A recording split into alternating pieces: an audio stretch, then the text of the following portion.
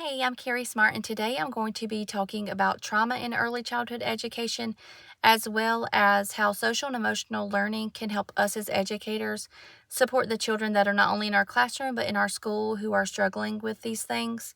As educators, we see children coming from all different backgrounds or cultures, so it's important for us to take the time to understand them so we can support them to the best of our ability.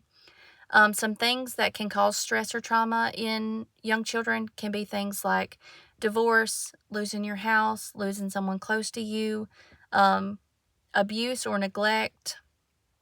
Things like that are really triggering, and they can show signs of these things in different ways, depending on their age and their developmental stage.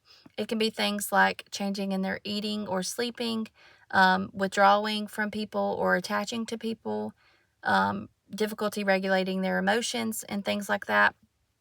From birth to 2 years old, infants and toddlers can experience things like delay in their language or speech, attachment to a certain person.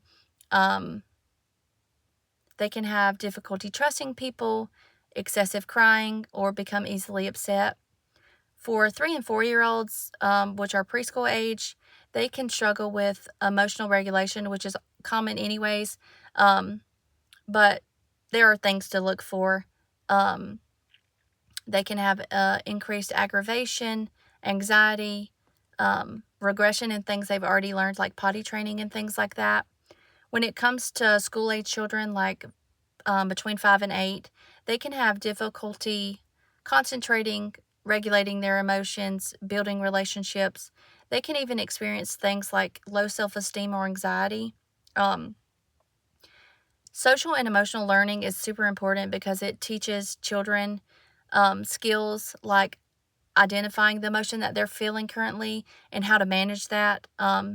It shows them empathy and building relationships and just overall making responsible choices.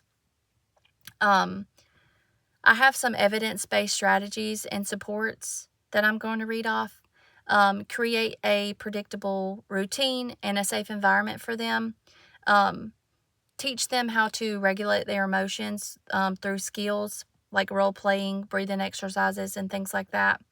Um, and building a strong relationship with them is super important. Taking the time to get to know them and listen to them can do so much for them and show them that you care. Families can even support this at home by having open communication, routines, and opportunities just for them to express their feelings. Um, that can also relieve stress from them, just getting it off their chest. As educators, we are mandatory reporters, so we are responsible to report any neglect or abuse that we see. So we need to do that by responding with compassion and following the reporting guidelines that our school will provide for us. Um, in conclusion, understanding trauma and implementing social and emotional learning strategies for children in early childhood education can help them feel safe and valued and supported. Um, when teachers recognize the needs that they have and respond with um, love and empathy, they can help children develop skills that they need later on in life, because stress is not only going to affect them as a child, but it is also going to affect them as they grow. So, understanding and learning these skills can support them throughout their entire life. Thank you.